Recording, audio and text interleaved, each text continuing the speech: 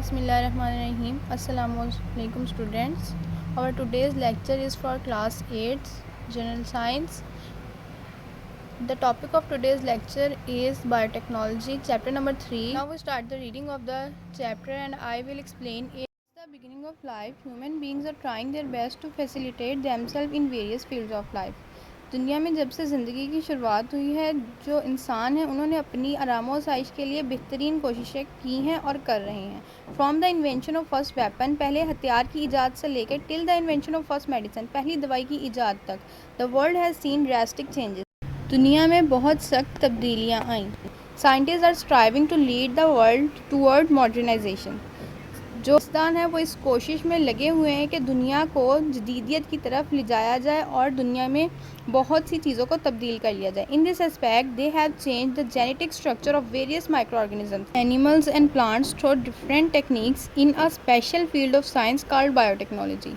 इसीलिए जो साइंसदान हैं उन्होंने जो है बहुत से माइक्रो ऑर्गेनिज़म्स, जानवर और प्लांट्स जो हैं उनके मुख्तलिफ़ तरीक़ों के ज़रिए जेनेटिक स्ट्रक्चर चेंज किया और जिस फील्ड के अंडर उन्होंने ये काम किया उसे उस स्पेसिफ़िक फील्ड को हम बायोटेक्नोलॉजी कहते हैं. Now we start the next topic, biotechnology. As mentioned earlier, many scientists have been changing the normal gene structure within living organism in different times.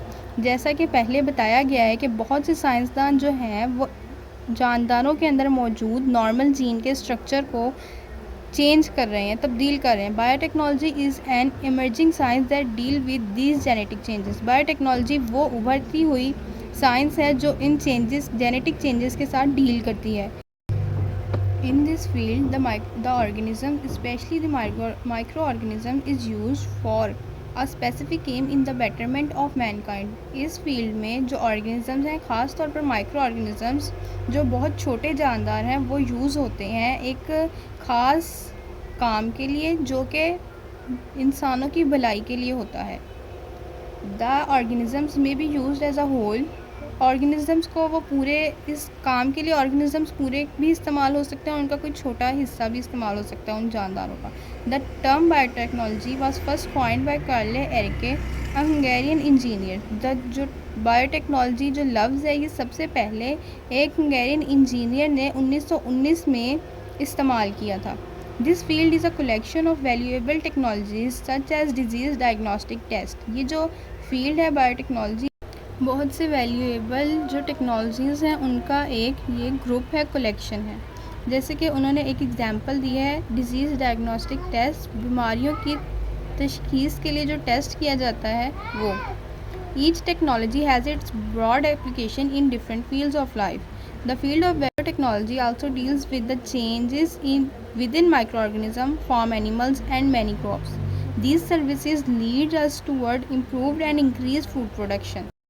जो फील्ड बायोटेक्नोलॉजी है ये जो है ये माइक्रो ऑर्गेनिज़म्स, फार्म एनिमल्स और बहुत से जो क्रॉप्स हैं उनके साथ डील करती है, जिसकी वजह से क्या होता है कि हमारे जो फूड प्रोडक्शन है इसमें इजाफा भी हो रहा है और ये बेहतर भी हो रहा है. जैसे कि यीस्ट जो है, खमीर, ये बायोटेक्नोलॉजिकल प्रोसेस से ही तैयार किया जाता है.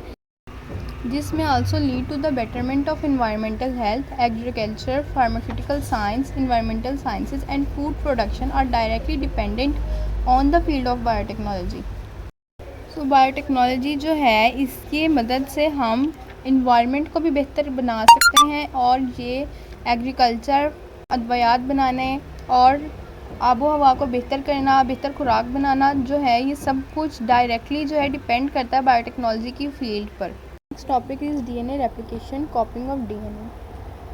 The cell needs to copy their genetic material, mainly DNA, when it tends to undergo cell division. The process of copying DNA is called DNA replication. DNA replicates itself before division. इस बारे में कहते हैं कि जो cell जो होता है खुलिया, उसको ज़रूरत होती है अपने जेनेटिक मटेरियल यानी DNA को कॉपी करने की इससे पहले कि वो पूरा डिवाइड हो.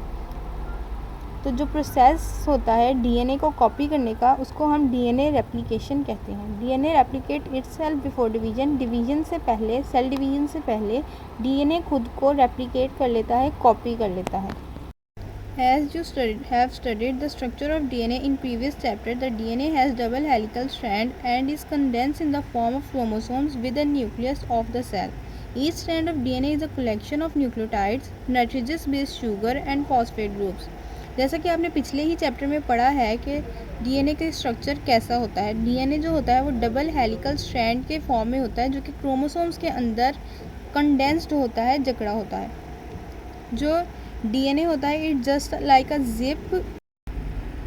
Each stand of DNA is a collection of nucleotides. जो डीएनए के जो स्टैंड्स होते हैं वो कलेक्शन होते हैं न्यूक्लियोटाइड्स के, यानी नाइट्रोजस बेस शुगर एंड फॉस्फेट। जो ये बेस होते हैं, these bases join with each other in special arrangements. Adenine always pair up with thymine through hydrogen bonds. Cytosine always pair up with guanine through 3 hydrogen bonds. These special base pair arrangement ensure that the other strand is complementary of the first strand. These two complementary helical strands are arranged together in a zip form. In the process of replication, these strands are first unzipped and then each of them is copied into a new complementary strand. ये base strands जो होते हैं ये एक दूसरे के साथ special arrangement में ज्वाइन होते हैं, और जो इनके एलिमेंट्स होते हैं एडिनाइन, थाइमाइन, गुआनाइन और साइटोसाइन, ये एक दूसरे के साथ स्पेशल अरेंजमेंट में अटैच होते हैं। एडिनाइन हमेशा थाइमाइन के साथ 2 हाइड्रोजन बॉन्ड का पेयर बनाता है और साइटोसाइन हमेशा गुआनाइन के साथ 3 हाइड्रोजन बॉन्ड का पेयर बनाता है, और ये आपस में ही पेयर बनाते हैं। एडिनाइन कभी भी साइटोसाइन के साथ पेयर नहीं बनाता। आगे वो कहते हैं the special base pair arrangement, इनकी ये जो अरेंजमेंट होती है ये इंश्योर करती है कि दो अदर स्टैंड, जो दूसरा स्टैंड है वो कॉम्प्लीमेंट्री हो, कॉपी हो दूसरे द फर्स्ट स्टैंड पहले स्टैंड का। यानी दोनों स्टैंड, जैसे कि डायग्राम में आप देख रहे हैं नीचे वो डिवाइड हो रहे हैं, तो जो दो स्टैंड्स हैं वो बिल्कुल आइडेंटिकल हो, एक दूसरे के कॉपी हों। तो these two complementary helical stands are arrange together in a zip form. ये जो स्टैंड्स होते हैं ये जिप फॉर्म में एक दूसरे के साथ अरेंज होते हैं। सबसे पहले जो पेरेंट स्ट्रैंड होता है वो अनजिप होता है, और उसके बाद उसके जो दोनों स्ट्रैंड्स होते हैं उनके साथ एक कॉपी स्ट्रैंड आ जाता है। जैसा कि डायग्राम में जो ऑरेंज स्ट्रैंड है नीचे वो कॉपी स्ट्रैंड है, यानी वो डॉटर स्ट्रैंड हम उसे कहते हैं। When the process is completed, 2 new double helix of DNA are formed. Each of new double helix of DNA holds one parental old and one daughter new strand.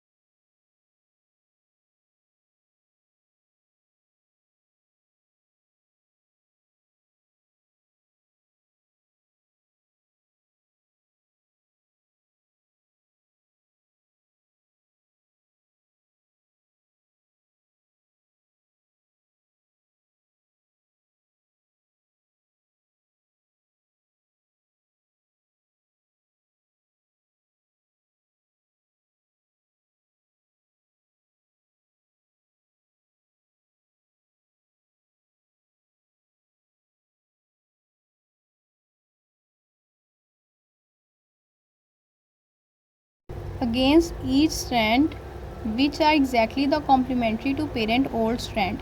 ये जो होता है ये नए जो होते हैं नाइट्रोजस बेस उनको हर स्ट्रैंड के साथ जोड़ता है विच इज़ कॉम्प्लीमेंट्री. बिल्कुल ये जो होते हैं पेरेंट स्ट्रैंड का कॉपी होता है, सेम वैसे ही होता है जैसा पेरेंट स्ट्रैंड होता है, और ये फॉलो करता है बेस पेयर रूल.